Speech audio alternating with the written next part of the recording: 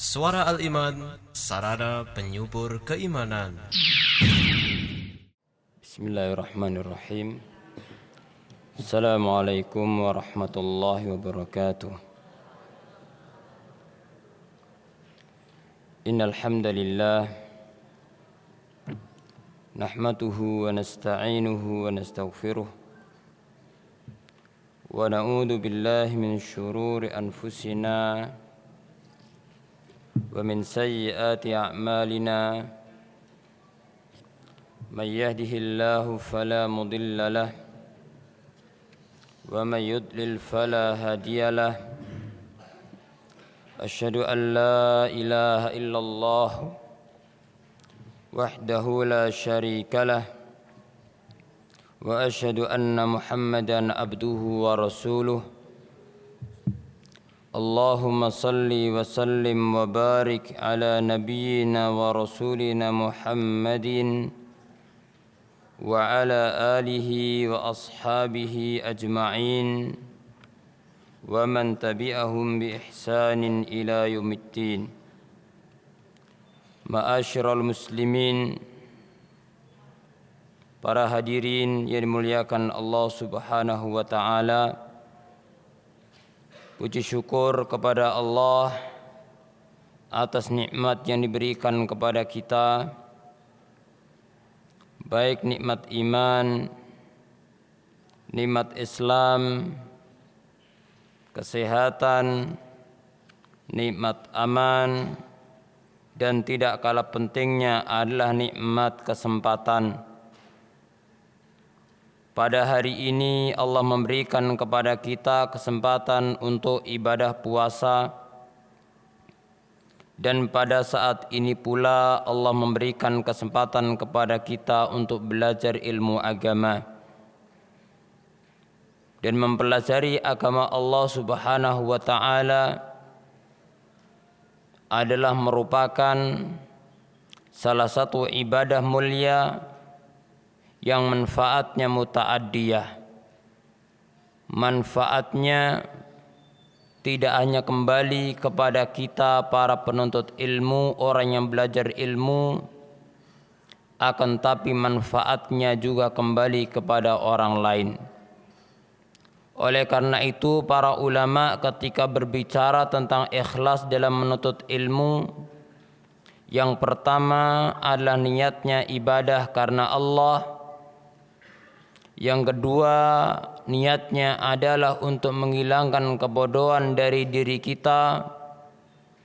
Yang ketiga, niat kita untuk menghilangkan kebodohan dari orang lain, sehingga manfaat ilmu kembali kepada kita orang-orang yang menuntut ilmu, begitu pula bermanfaat kepada orang lain. Para hadirin, para jamaah yang dimuliakan Allah Subhanahu wa taala, kedua kalinya salawat dan salam kepada baginda Nabi kita Muhammad sallallahu alaihi wasallam, kepada keluarganya, kepada para sahabatnya, dan para umatnya yang meniti jejaknya sampai akhir zaman.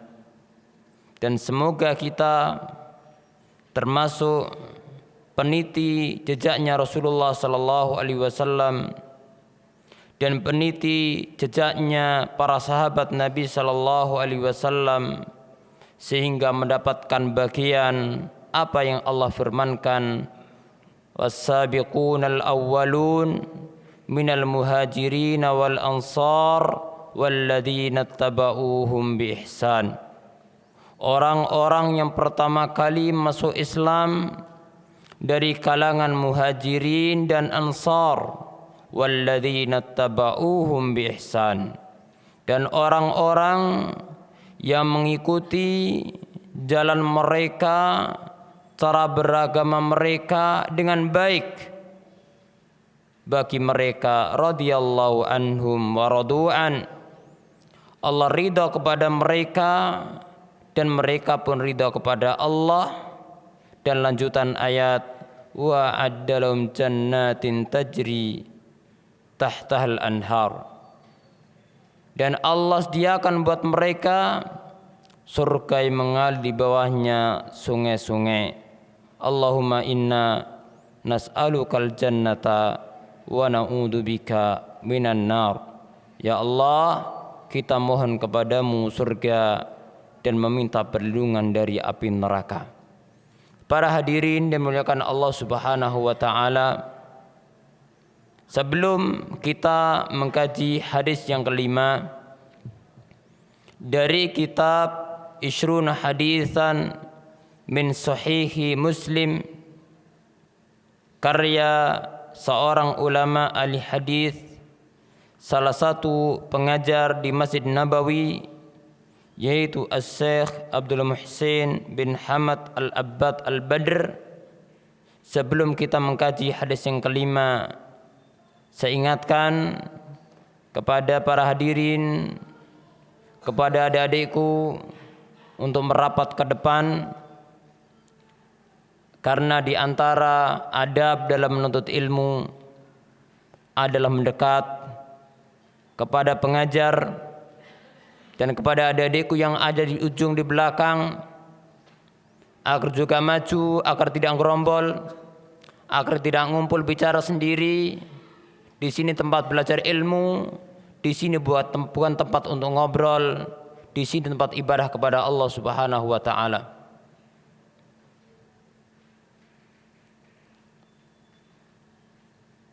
Para jamaah muliakan Allah Subhanahu wa taala, hadis yang kelima adalah hadis yang kita beri judul para penunjuk jalan.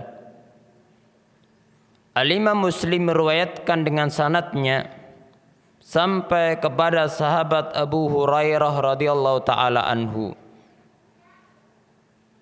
Al-Imam Muslim meriwayatkan dengan sanadnya sampai kepada sahabat Abu Hurairah radhiyallahu taala anhu. Dan nama sahabat yang mulia Abu Hurairah menurut pendapat yang kuat adalah Abdurrahman bin Sakhr. Menurut pendapat yang kuat, nama sahabat Abu Hurairah adalah Abdurrahman bin Sakhr.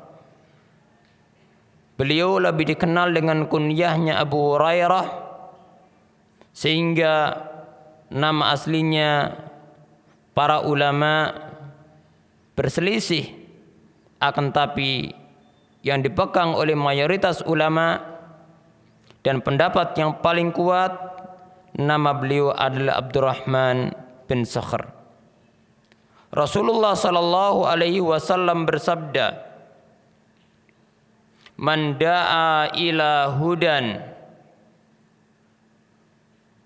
kana lahu minal ajri mithlu ujuri man tabi'ahu la yanqusu dzalika min ujurihim syai'a." Barang siapa yang mengajak, yang menyeru, yang menunjukkan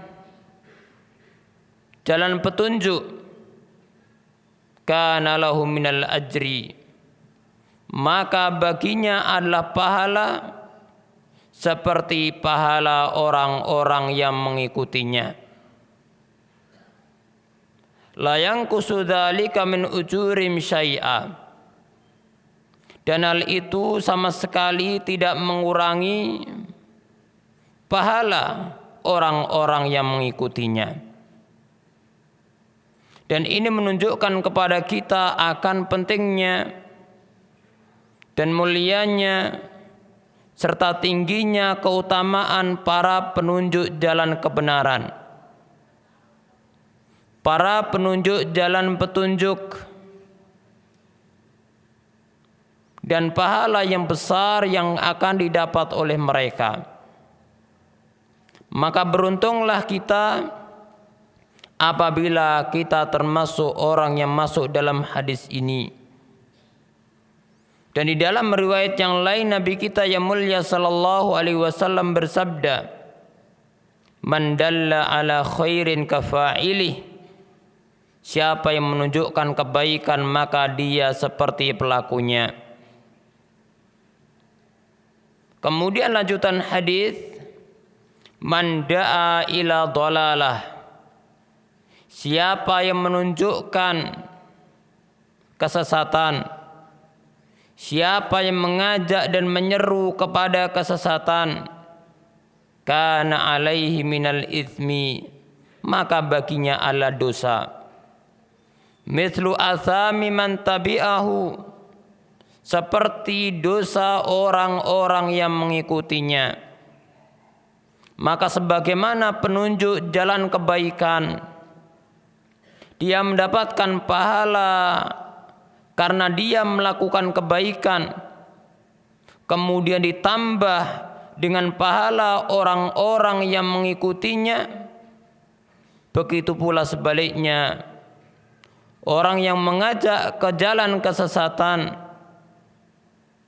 mengajak kepada kemaksiatan, mengajak kepada apa yang menyelisihi agama Allah Subhanahu wa taala, dia tidak hanya mendapatkan dosa karena perilakunya, karena perbuatannya, tapi ditambah dengan dosa orang-orang yang mengikutinya.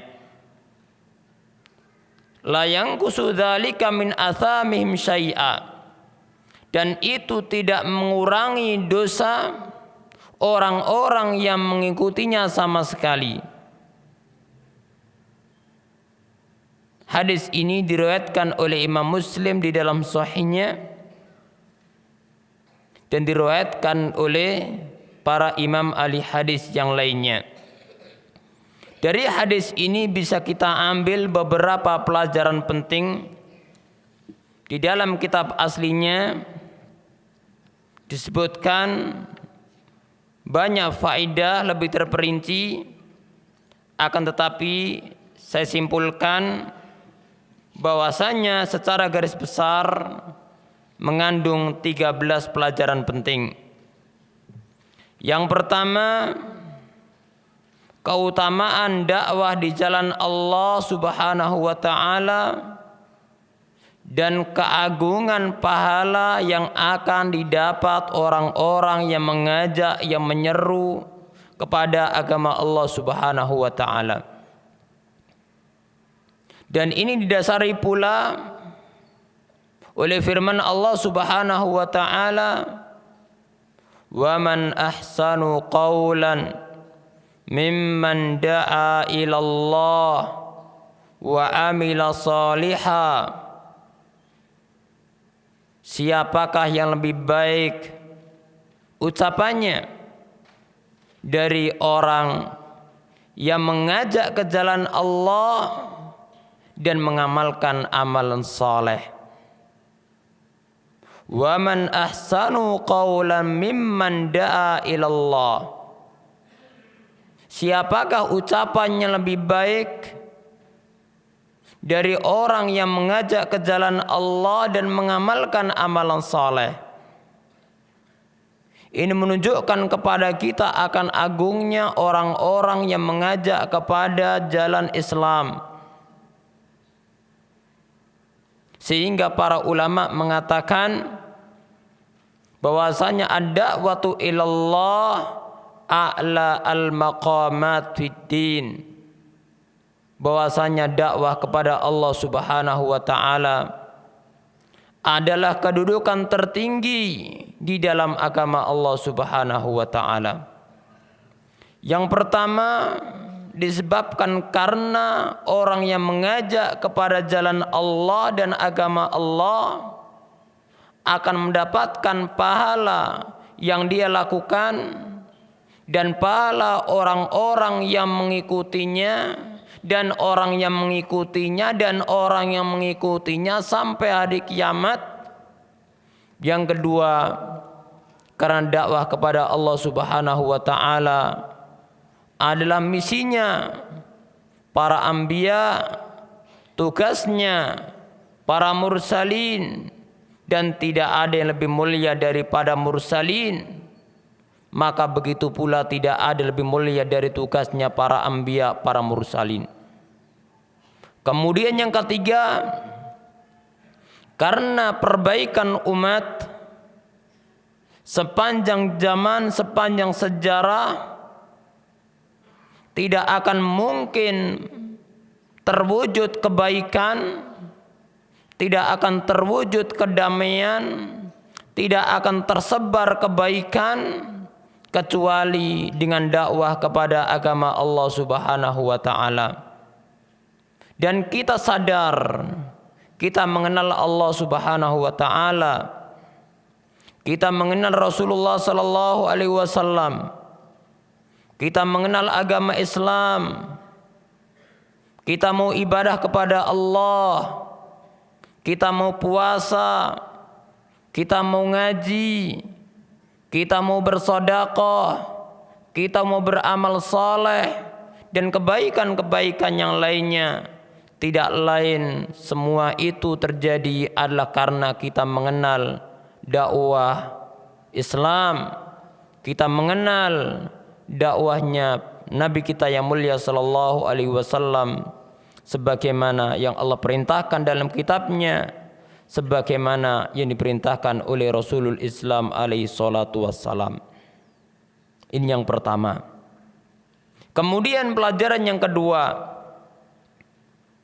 bahaya mengajak ke jalan kesesatan dan agungnya mudarat yang akan didapat oleh orang-orang yang mengajak ke jalan kesesatan.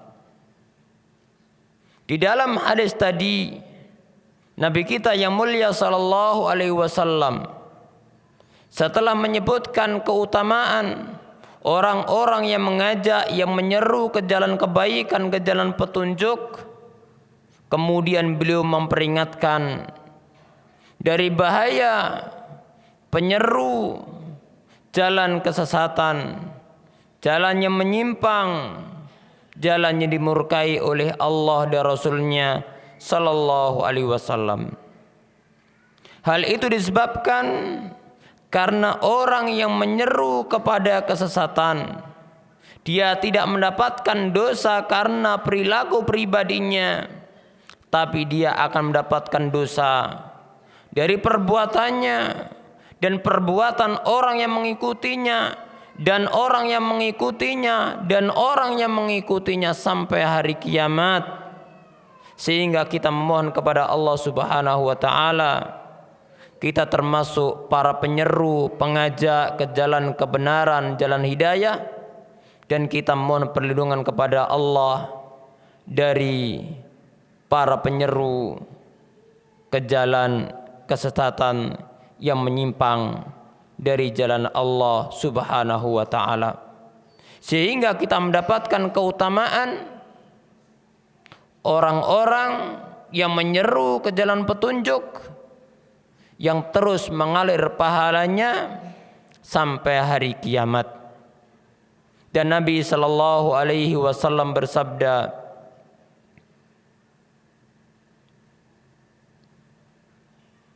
sebagaimana dalam hadis yang sahih, idza mata ibnu adam inqata amaluh illa min thalath, apabila anak Adam meninggal dunia maka terputuslah amalnya kecuali 3. Di antaranya adalah ilmu yuntafa'u bihi, ilmu yang dimanfaatkan. Kemudian yang ketiga, anjuran untuk senantiasa menuntut ilmu yang bermanfaat agar mampu berdakwah kepada Allah berdasarkan ilmu dan berdasarkan dalil. Berdakwah kepada agama Allah Subhanahu wa taala tidak cukup dibangun di atas semangat belaka, akan tetapi yang lebih daripada itu adalah agar dakwah kita bangun di atas ilmu.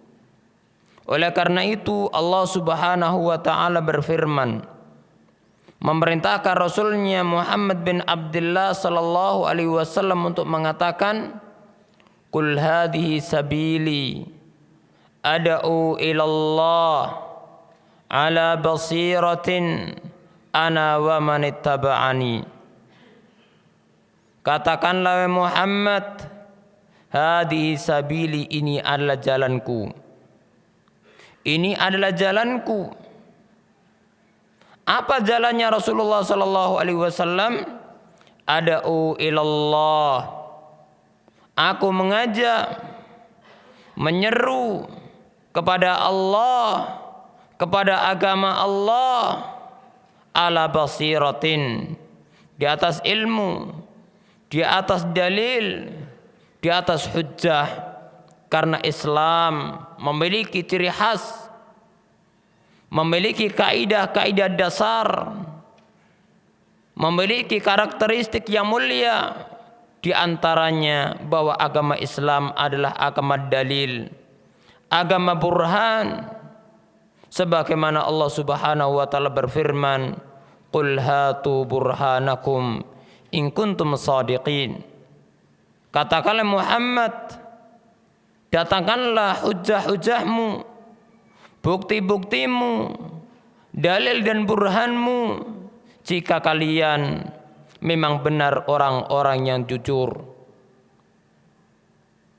Kemudian di dalam ayat tadi yang kita baca, Allah menegaskan, menyebutkan jalannya Rasulul Islam alaihi salatu wassalam adalah ad'u ilallah ala basiratin. Aku mengajak kepada agama Allah ala basiratin, di atas jalan ilmu, ana wa manittaba'ani, aku dan orang-orang yang mengikutiku. Maka salah satu sifat orang-orang yang mengikuti Nabi kita yang mulia sallallahu alaihi wasallam, salah satu jalan Nabi kita yang mulia sallallahu alaihi wasallam adalah berdakwah kepada Allah berdasarkan ilmu. Sehingga dalam ayat tadi Allah mengatakan ad'u ilallah ala basiratin ana wa manittaba'ani, aku dan orang yang mengikutiku. Dan manusia yang pertama kali mengikuti Rasul sallallahu alaihi wasallam, di antaranya dalam masalah dakwah kepada Allah di atas dasar ilmu, adalah para sahabat Nabi sallallahu alaihi wasallam. Sehingga para sahabat adalah manusia yang paling mulia, manusia yang paling mendapatkan banyak kebaikan setelah Nabi kita yang mulia sallallahu alaihi wasallam. Karena Nabi sallallahu alaihi wasallam menyampaikan Islam pertama kali kepada para sahabat. Kemudian dari para sahabat disampaikan kepada generasi berikutnya, kepada generasi berikutnya, sampai pada zaman kita, sampai hari kiamat.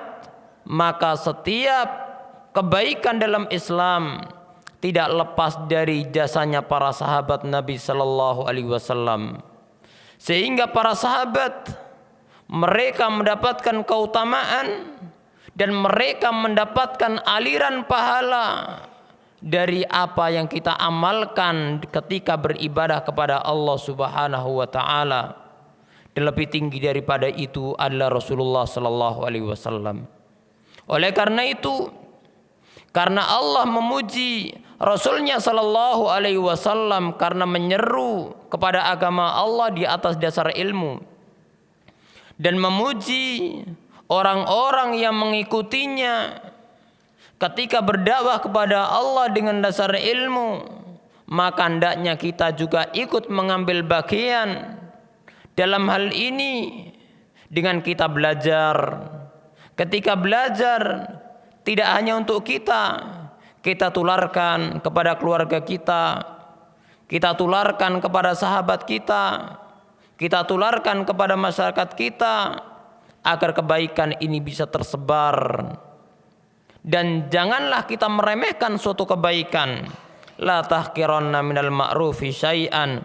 Jangan meremehkan kebaikan sedikit pun. Kadang kita hanya sekedar mengatakan kepada sahabat kita, ayo kita ngaji. Di sana, di setai Ali bin Abi Thalib ada daurah atau ada kajian sore hari, hanya mengajak demikian. Kita menyangkanya itu hanya ucapan yang biasa, tapi tidak tahu kita di belakang itu jangan-jangan dengan ucapan yang remeh ini hanya mengajak teman kita, ayo kita ngaji, ayo kita ikut daurah. Ternyata orang yang kita ajak ini mengajak orang berikutnya,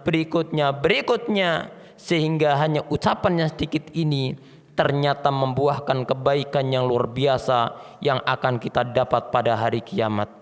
Oleh karena itu, Al-Imam Ibnu Utsaimin rahimahullahu ta'ala menyebutkan di dalam Al-Qaulul Mufid, syarah kitab Tauhid, beliau mengatakan yang kurang lebih ungkapannya adalah rubba kalimatin saghiratin tusilu sahiba ila a'la illiyin wa rubba kalimatin saghiratin tusilu sahiba ila asfalis safilin. Bisa jadi suatu kalimat yang kecil, ungkapan yang kecil ternyata mengantarkan pelakunya kepada tingkatan yang sangat tinggi. Sebaliknya, bisa jadi ucapan yang kecil, kalimat yang kecil ternyata bisa membawa kepada derajat kehinaan, derajat yang terendah. Oleh karena itu, la tahqiranna minal ma'rufi syai'an. Jangan meremehkan kebaikan walaupun itu sedikit. Bisa jadi ucapan yang kecil ternyata kita menjadi pembuka pintu kebaikan yang luar biasa yang kita tidak tahu di balik itu. Dan kita tahu bagaimana sejarah para sahabat Nabi sallallahu alaihi wasallam. Salah satu contoh umpama sahabat Abu Hurairah radhiyallahu taala anhu mendengar dari Rasulullah hadis ini, kemudian beliau sampaikan kepada para muridnya saat itu. Ternyata buahnya terus mengalir sampai pada zaman kita dan akan terus mengalir sampai hari kiamat.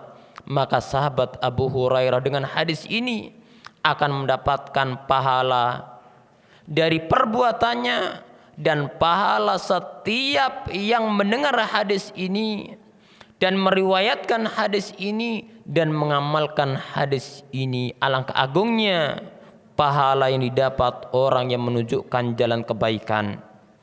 Para hadirin, para jamaah yang dimuliakan Allah Subhanahu wa taala. Kemudian yang keempat, ada yang ngantuk? Biar nggak ngantuk, pegang tuh tulisannya. Punya semua apa nggak punya semua ini?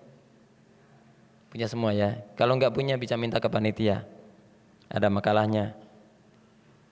Ya, kemudian yang ke berapa? Keempat, orang yang mengajak kepada kebaikan mendapatkan pahala dari pahala orang yang mengikutinya, baik di masa hidupnya maupun setelah matinya. Dari pahala yang didapat penunjuk jalan kebaikan tidak hanya saat dia hidup, tapi setelah mati dia terus akan mendapatkan siraman kebaikan. Kemudian yang kelima, orang yang mengajak ke jalan kesesatan mendapatkan bahaya dan dosa orang-orang yang mengikutinya, baik pada masa hidupnya maupun setelah matinya. Jadi orang yang menunjukkan ke jalan kesesatan, kepada dosa, dia pada masa hidupnya dia mendapatkan tambahan dosa dengan perbuatan orang-orang yang dia ajak kepada kesesatan. Tidak cukup itu, setelah meninggal dunia pun dia terus akan mendapatkan tambahan dosa, bukan karena dia melakukan setelah matinya, akan tapi karena dia mewariskan dosa kepada orang-orang yang masih hidup. Dan orang masih hidup mewariskan kepada setelahnya dan setelahnya, maka sungguh bahaya orang-orang yang menunjukkan, yang membuka pintu kejelekan. Kemudian yang keenam, ada orang-orang yang menyeru kepada kebenaran, begitu pula kebatilan ada juga para penyerunya. Sehingga dalam hadis tadi Rasulullah sallallahu alaihi wasallam menyebutkan dua golongan manusia. Satunya penunjuk jalan kebenaran, jalan petunjuk dan pahala yang akan didapat. Kemudian yang kedua, Rasulullah sallallahu alaihi wasallam menyebutkan orang yang menunjuki jalan kesesatan dan bahaya yang akan dia dapat.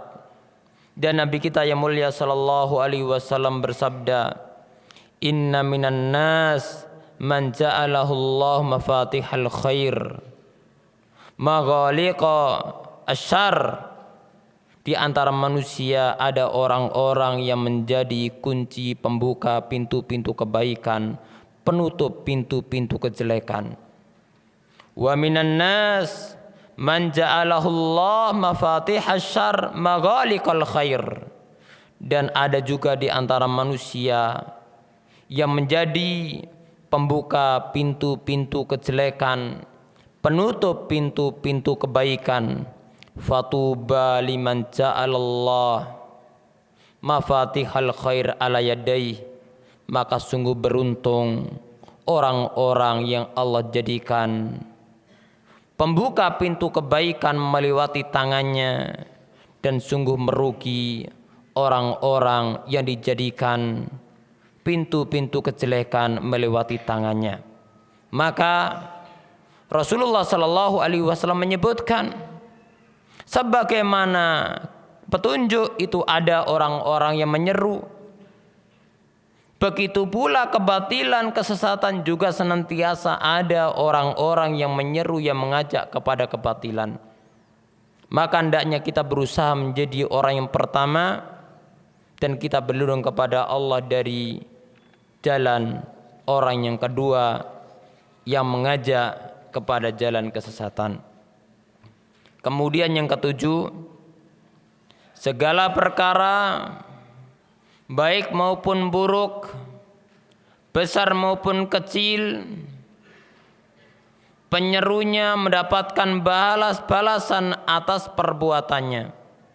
Yang menunjukkan jalan kebaikan, dia akan mendapatkan pahala karena menjadi penyebab tersebarnya kebaikan. Jika kebaikan itu besar, maka semakin besar dia dapat. Tapi jika kebaikan itu kecil, maka dia juga akan mendapatkan sesuai dengan yang dia amalkan, yang dia usahakan. Begitu pula kejelekan. Semakin besar kejelekan itu yang tersebar dengan sebab tangan kita, maka semakin besar pula dosa yang akan kita dapat. Semakin banyak orang yang mengikuti kejelekan yang diajak oleh orang yang mengajak, maka semakin besar pula dosa yang akan didapat oleh orang yang mengajak kepada perbuatan dosa tadi. Maka penyeru kepada kebaikan, besar maupun kecil, dia akan mendapatkan pahalanya. Dan sesuai dengan orang yang mengikutinya. Begitu pula orang yang menunjukkan jalan kesesatan, kemungkaran, besar maupun kecil, dia akan mendapatkan dosa. Semakin banyak orang yang mengikuti kemungkaran tadi, maka semakin besar pula dosa yang akan dia dapat. Kemudian yang kedelapan, pahala yang didapat para penyeru kebaikan dari para pengikutnya tidak mengurangi pahala pengikutnya sama sekali. Jadi ketika ada seorang menunjukkan kepada kita kebaikan, jangan kemudian muncul kekhawatiran pahala kita akan diambil oleh orang yang mengajak kepada kita, tidak. Akan tetapi dia mendapatkan pahala karena perbuatannya dan menjadi penyebab akan tersebarnya kebaikan. Dan kita sebagai orang-orang yang diajak, yang diajari, yang diingatkan, juga akan mendapatkan pahala dari perbuatan kita tanpa berkurang sedikit pun. Sehingga apabila kita ingin mendapatkan seperti orang yang mengajak kita kepada jalan kebaikan, maka hendaknya kita juga ikut andil di dalam menyebarkan kebaikan yang telah kita dapat. Selanjutnya, begitu pula dosa yang didapat penyeru kesesatan dari pengikutnya tidak mengurangi dosa pengikutnya sama sekali. Jangan dikira ketika penyeru kepada kejelekan itu mendapatkan dosa dan dosa orang mengikutinya, kemudian kita sangka bahwa orang-orang yang diajak itu tidak dapat dosa sama sekali. Tidak, tapi yang mengajak mendapatkan dosa dan mendapatkan dosa sesuai dengan orang yang mengikutinya, akan tapi orang-orang yang mengikutinya juga menanggung dosanya sendiri karena dia melakukan perbuatan kemungkaran tadi. Kemudian yang kesembilan, penyeru kesesatan tidak menanggung dosa para pengikutnya, tapi pengikutnya menanggung dosanya sendiri karena perbuatannya. Ini menguatkan yang sebelumnya. Sedangkan penyerunya juga mendapatkan dosa karena mereka adalah penyebab tersesatnya mereka. Kemudian yang ke-10, Rasulullah sallallahu alaihi wasallam mendapatkan sebanyak pahala umatnya sejak Allah utus sampai hari kiamat. Karena setiap kebaikan yang dikenal oleh umat Islam adalah melewati dakwah beliau sallallahu alaihi wasallam. Dan ini kemuliaan Nabi kita yang mulia sallallahu alaihi wasallam. Beliau menyampaikan risalah dari Allah Subhanahu wa taala kepada para sahabatnya. Maka Rasulullah mendapatkan pahala dari apa yang diperbuat oleh para sahabat. Para sahabat menyampaikan kepada generasi berikutnya, maka Rasulullah mendapatkan pahala dari pahalanya para sahabat dan generasi berikutnya. Dan para sahabat mendapatkan apa yang dia perbuat dan diperbuat oleh generasi berikutnya yang mendapatkan manfaat ilmu dan dakwah dari para sahabat. Para tabi'in ketika mengajari kepada generasi berikutnya, maka para tabi'in mendapatkan pahala dari apa yang mereka perbuat dan mendapatkan pahala dari orang-orang yang mengikutinya terus sampai hari kiamat. Dan para sahabat juga demikian mendapatkan dari orang setelahnya. Semua kembali kepada paling ujung adalah Rasulullah sallallahu alaihi wasallam. Sehingga tidak ada manusia termulia melebihi Rasulullah sallallahu alaihi wasallam, dan tidak ada manusia lebih baik setelah para nabi dan para rasul melebihi para sahabat Nabi sallallahu alaihi wasallam, karena para sahabat adalah penyebab tersebarnya Al-Qur'an, penyebab tersebarnya hadis-hadis Nabi sallallahu alaihi wasallam. Sebagaimana umat Islam mendapatkan kebaikan tidak terlepas dari jasanya Rasulullah sallallahu alaihi wasallam, maka umat Islam ketika mengenal Islam ini juga tidak lepas dari jasanya para sahabat Nabi sallallahu alaihi wasallam yang meriwayatkan Al-Qur'an dan sunnah ini dari Rasulullah sallallahu alaihi wasallam. Kemudian yang ke-11, keutamaan para salaf generasi awal umat Islam melebihi khalaf, melebihi umat belakangan. Karena setiap kebaikan yang sampai pada akhir umat ini merupakan jasa dan melewati perantara kaum salaf generasi awal umat Islam ini. Sehingga di sana ada sebuah kitab yang mulia yang sangat bagus sekali yang berjudul Fadlus Salaf alal Khalaf, keutamaan generasi awal umat ini melebihi kaum belakangan. Dan itu disebabkan beberapa hal. Yang pertama, karena dekatnya masa mereka dengan Rasulullah sallallahu alaihi wasallam. Semakin dekat masa itu dengan kerasulan Nabi Muhammad sallallahu alaihi wasallam, maka semakin baiklah generasi itu. Kemudian yang kedua, tersebarnya kebaikan pada umat-umat belakangan adalah melewati jasanya generasi salaf, generasi awal umat ini. Yang paling pertama setelah Rasulullah adalah para sahabat Nabi sallallahu alaihi wasallam.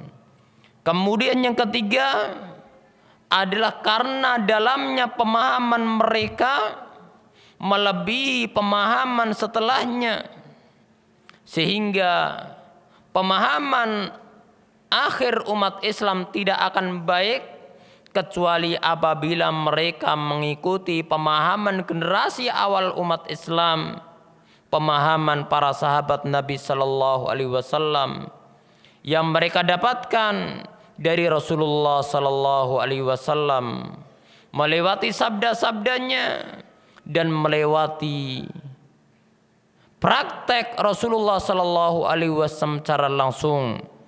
Karena Nabi kita yang mulia sallallahu alaihi wasallam di dalam menjelaskan Islam, di samping dengan sabda-sabdanya, ada langsung dengan perbuatan-perbuatan dan penjelasan Rasulullah dengan perbuatannya lebih banyak dibanding penjelasan beliau dengan sabda-sabdanya.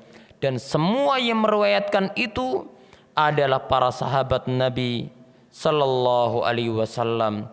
Oleh karena itu, bahwasanya manhajus salaf aslam wa a'lam wa ahkam, a'lam wa aslam wa ahkam, jalannya generasi awal umat Islam adalah yang paling berilmu, lebih baik dan lebih luas, lebih baik pemahaman ilmunya.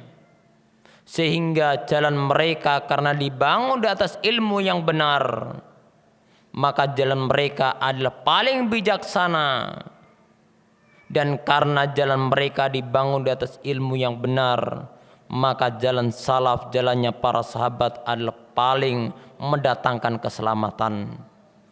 A'lam wa ahkam wa aslam, lebih berilmu dan lebih benar ilmunya, dan lebih hikmah, lebih bijaksana, dan lebih selamat.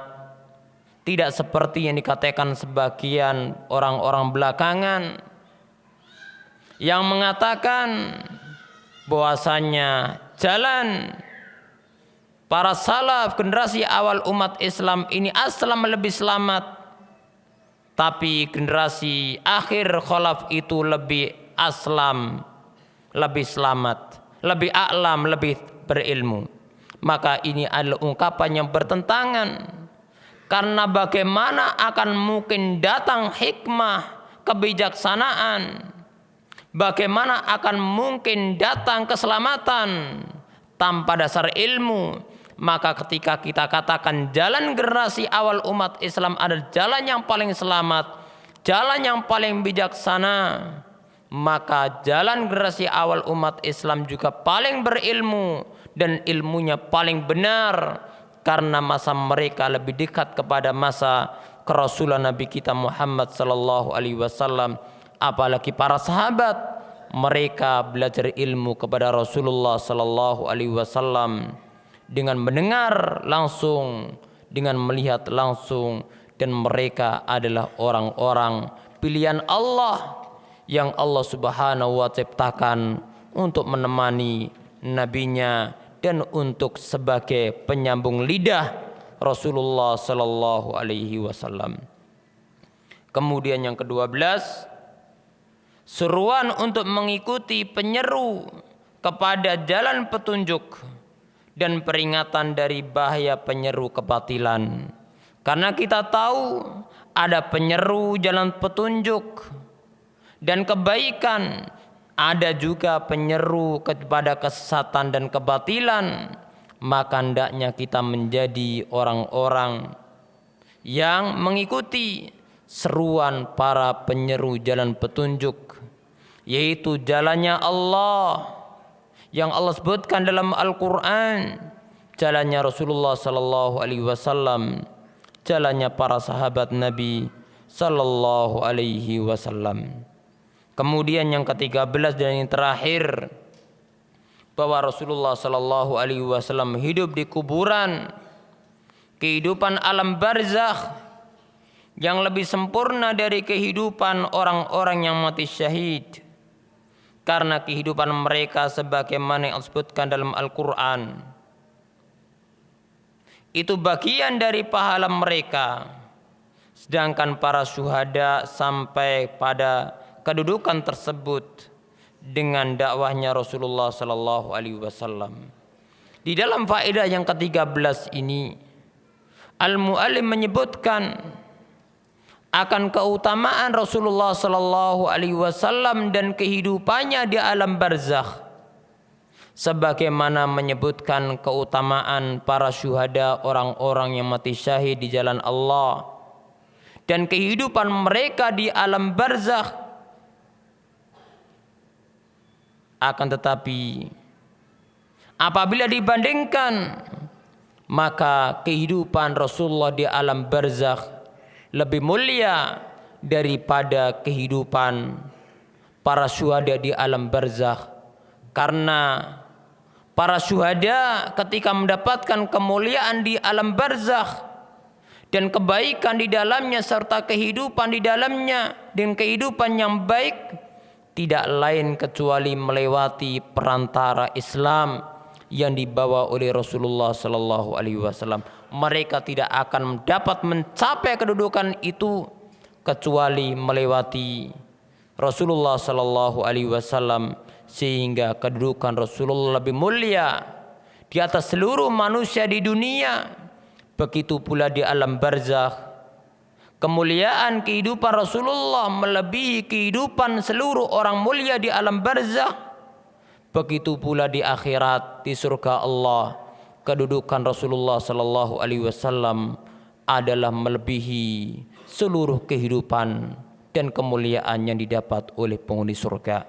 Semoga kita menjadi penunjuk jalan kebaikan dan dihindarkan dari jalan kesesatan, dan semoga Allah Subhanahu wa taala memberikan pahala dari usaha kita melewati apa yang kita amalkan dan melewati orang-orang yang mendapatkan petunjuk lewat tangan kita sampai hari kiamat. Ini yang dapat kami sampaikan.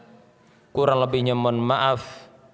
Wa akhiru da'wan alhamdulillahi rabbil alamin.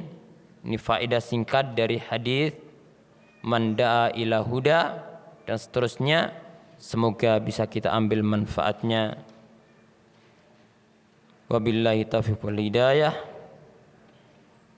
warridha wal inayah wa akhiru da'wan alhamdulillahi rabbil alamin. Apabila ada pertanyaan dipersilakan. Ya. Iya.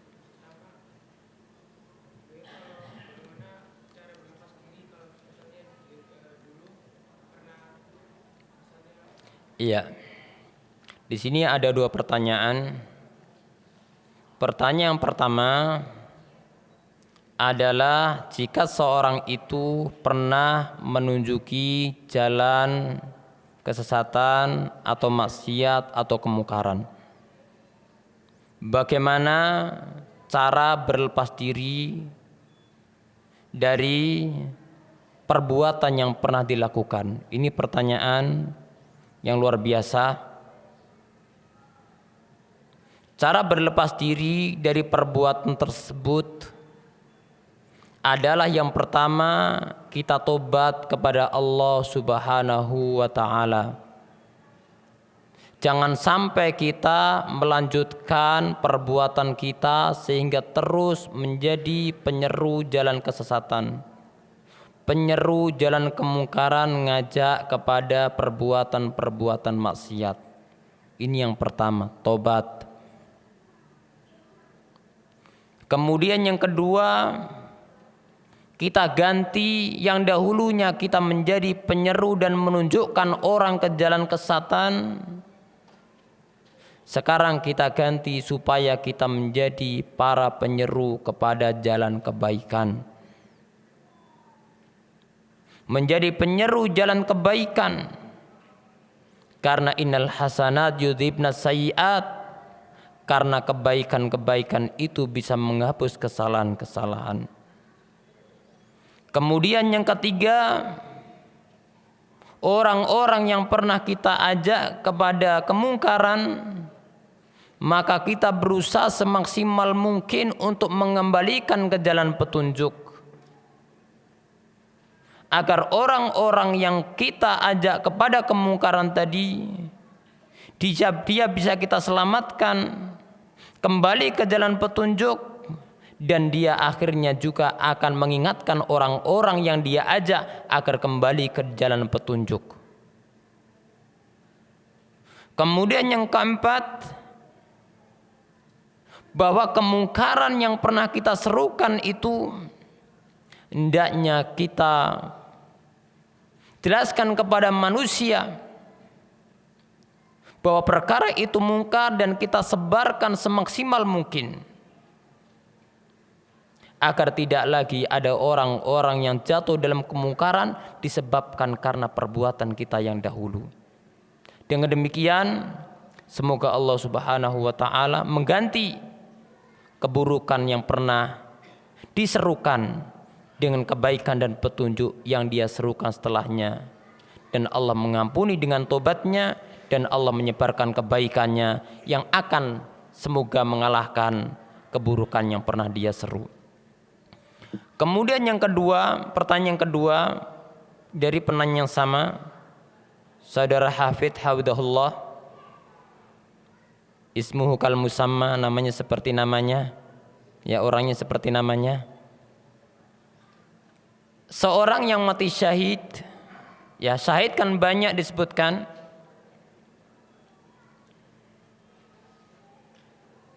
Di antaranya adalah seorang yang mati tenggelam atau yang lainnya banyak disebutkan. Di antaranya adalah seorang yang mati dengan sakit perut.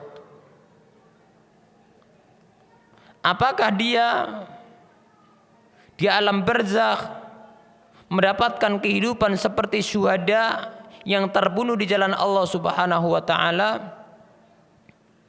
Maka dalam hal ini saya hanya bisa menjawab dia mendapatkan keutamaan seorang yang diharapkan dia mendapatkan syahadah, syahid, akan tetapi kedudukannya tidaklah sama dengan kedudukan yang didapat oleh orang-orang yang berjuang berperang di jalan Allah dengan jihad yang syar'i sampai dia terbunuh di jalan Allah Subhanahu wa taala.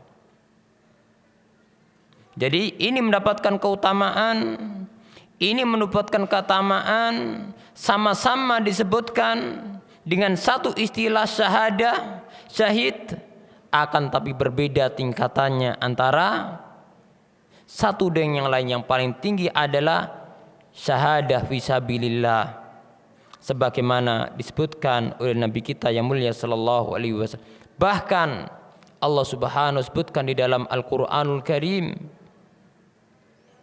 tentang sifat-sifat mereka, bal ahya, bahkan mereka adalah hidup, bal ahya, mereka hidup, yurzakun, mereka diberikan rezeki di dalam kubur-kubur mereka. Siapa yang dimaksud ini? Yang dimaksud dalam ayat ini adalah para syuhada yang meninggal di jalan Allah Subhanahu wa taala, berperang membela agama Allah Subhanahu wa taala dengan jihad yang syar'i, dengan kaidah yang syar'i. Bukan istilahnya dipinjam, akan tapi kemudian mengadakan terorisme mengatasnamakan jihad. Maka ini adalah tidak benar. Ini adalah tidak benar. Jihad itu ada, akan tapi ada kaidahnya.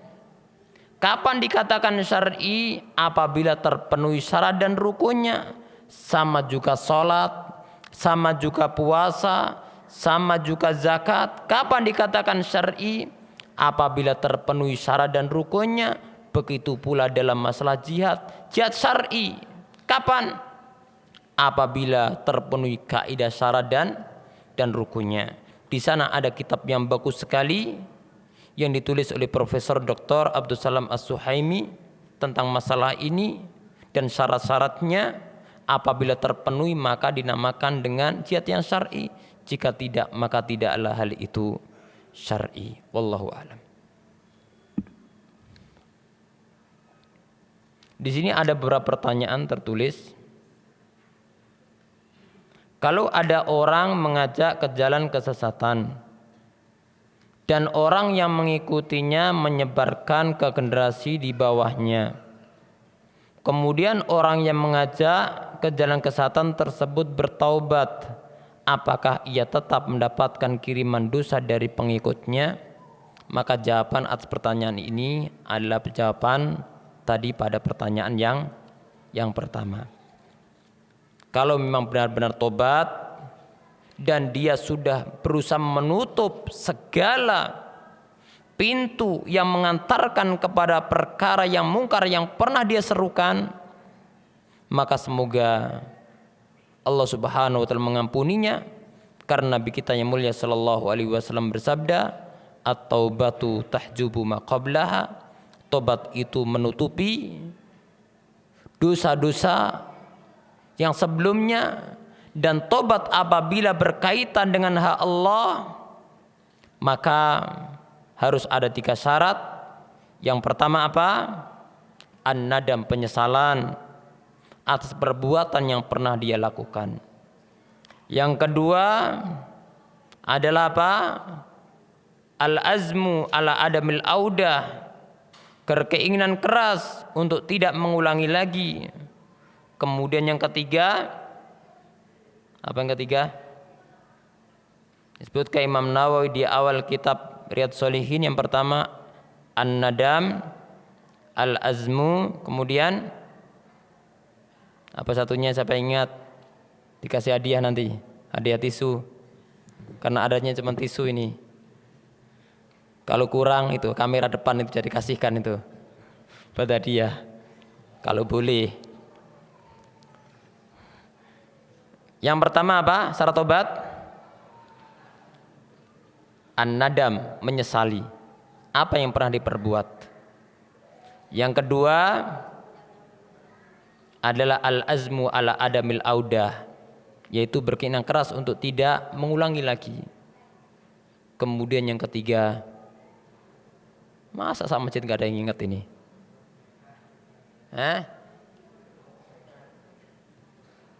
Gak ada yang ingat. An-nadam, al-azm, al-iqla, meninggalkan dosa tadi. Yaitu al-iqla, meninggalkan dosa yang pernah diperbuat. An-nadam, penyesalan. Yang ketiga an-nadamu ala al-azmu ala adamil audah, berkeinginan keras untuk tidak kembali. Berarti saya yang dapat pahala tisu, saya yang dapat pahala kamera, karena saya bisa jawab. Ya, ini kalau kaitannya dengan Allah Subhanahu wa taala. Akan tetapi ketika dia melakukan, menyebarkan dosa kepada orang lain sehingga orang lain mengikutinya, berarti ini tidak hanya kaitannya dengan hak Allah Subhanahu wa taala, kaitannya dengan hak manusia. Maka dia harus memerdekakan orang yang pernah dia jatuhkan dalam kemungkaran kesesatan supaya dientas agar kembali kepada petunjuk. Dan beberapa perkara tadi yang saya sebutkan dalam jawaban pertanyaan yang pertama. Bagaimana cara membedakan yang sesat dan tidak sesat? Cara membedakannya adalah gampang. Tapi kapan kita bisa membedakan dengan gampang dan mudah? Apabila kita berilmu. Apabila kita berilmu.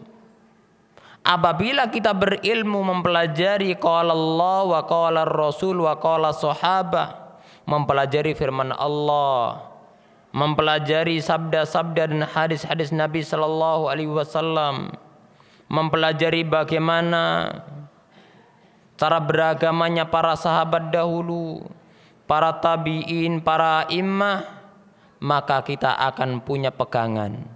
Kita punya ilmunya. Apabila kita punya ilmunya, kita akan bisa membedakan ini halal, ini tidak. Kita bisa membedakan ini jalan petunjuk, ini jalan yang menyimpang. Oleh karena itu, dalam doa pagi yang terus diulang-ulang oleh Nabi sallallahu alaihi wasallam setiap pagi, di antaranya adalah doa apa?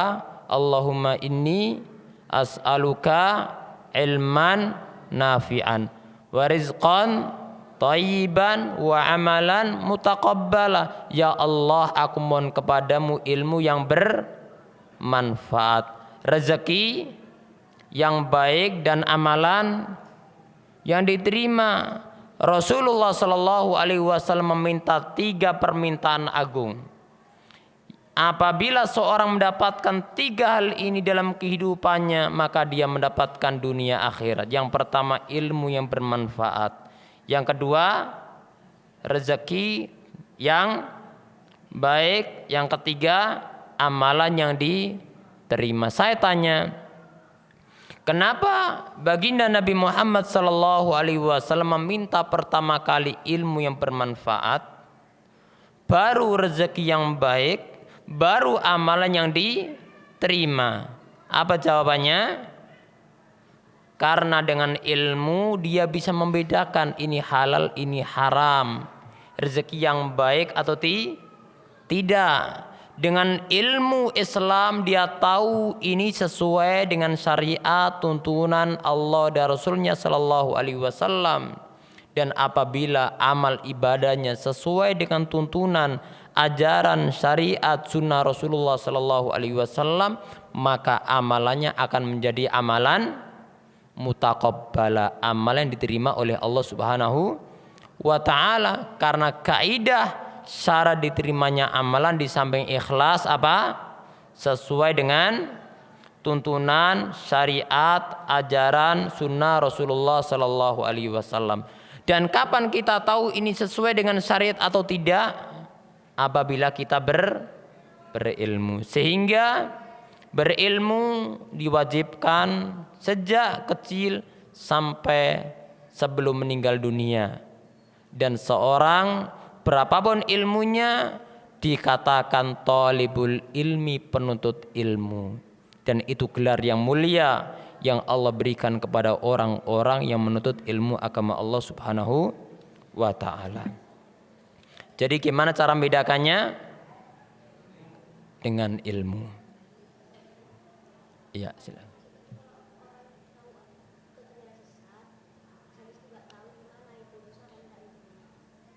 Pertama dia jatuh dalam kesesatan. Pertama nggak tahu ya. Kemudian setelah itu tahu, ya.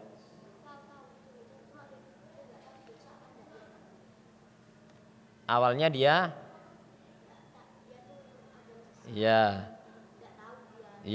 iya betul. Ya, ini adik kita bertanya, siapa namanya? Ibrahim. Dari mana Ibrahim? Dari? Oh, Masya Allah. Iya, sahabat kita Ibrahim bertanya, kelas berapa Ibrahim? Lulus SD. Oh, Masya Allah, lulus SD ya. Ini kalau saya dulu ini nggak berani nih. Beliau Masya Allah. Ini kalau ada buku kita kasih hadiah. Nanti Ibrahim kita kasih hadiah Ibrahim, Insya Allah. Ya, karena pertanyaannya luar biasa, berani. Ya, ya. Apabila seorang jatuh dalam suatu pemahaman yang menyimpang, dia tidak tahu dosa apa tidak, maka dalam hal ini ada 2 keadaan. Yang pertama, apabila dia tidak ada usaha untuk mengetahui Islam, mencari yang benar, maka dia tentunya berdosa. Akan tapi apabila dia sudah berusaha semaksimal mungkin, belajar, mengkaji, ya, mengkaji, kemudian setelah itu tahu ini salah, ini yang benar, lalu dia cepat tobatnya, maka dia seorang yang beruntung, ya. Jadi dilihat kondisinya, dia ada usaha apa tidak, ya. Kalau seorang hidup di tengah hutan sana yang tidak kenal manusia yang lainnya, taunya ya ini, ya, taunya yang ini, tidak lain kecuali ya ini, taunya A ini, tidak ada lain. Maka semoga Allah Subhanahu wa taala mengampuni mereka, karena Allah berfirman, wa ma kunna mu'adzibina hatta nab'atha rasula, dan kami tidak akan mengadab suatu kaum sampai kami mengutus kepada mereka para rasul, para utusan. Dan ternyata Islam yang benar tidak sampai kepada mereka. Akan tapi zaman ini zaman terbuka, dunia menyempit, kalau seorang itu mau berusaha, maka sarana untuk tahu itu lebih gampang. Sehingga hujjah Allah tegak di muka bumi. Ya, terima kasih Pak Ibrahim.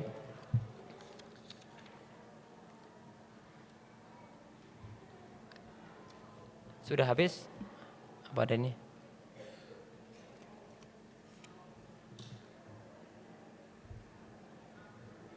Bagaimana jika seorang telah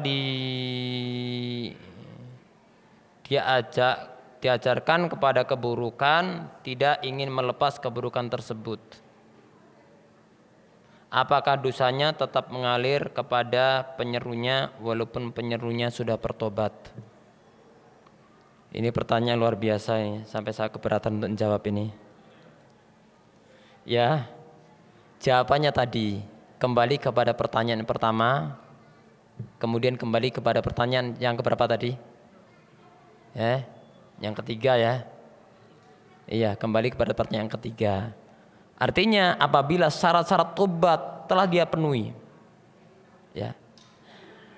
Karena ini berkaitan dengan hak manusia, dia juga penuhi juga tadi. Dia berusaha mengentasnya, dia berubah menjadi penyeru kebaikan, dia menjelaskan kemungkaran tadi dengan segala sarana yang mungkin dan lain sebagainya untuk menghilangkan kemungkaran yang pernah dia ajak dengan semaksimal mungkin. Maka semoga Allah mengampuninya, karena dia telah tobat dengan benar-benar dan mewujudkan syarat-syarat tobat. Sedangkan Rasulullah bersabda, at-taubatu tahjubu ma qabla. Tobat itu menutupi pintu menutupi dosa sebelumnya. Demikian yang dapat kami sampaikan. Kurang lebihnya mohon maaf. Apabila ada kebenaran datangnya dari Allah, dan apabila ada kesalahan maka itu kekurangan ilmu kami. Semoga Allah mengampuni dan menambahkan ilmu untuk saya dan antum semua. Akhir kalam, subhanakallahumma hamdik, asyhadu an la ilaha illa anta, astaghfiruka wa atubu ilaik. Wassalamualaikum warahmatullahi wabarakatuh. Suara Al-Iman, sarana penyubur keimanan.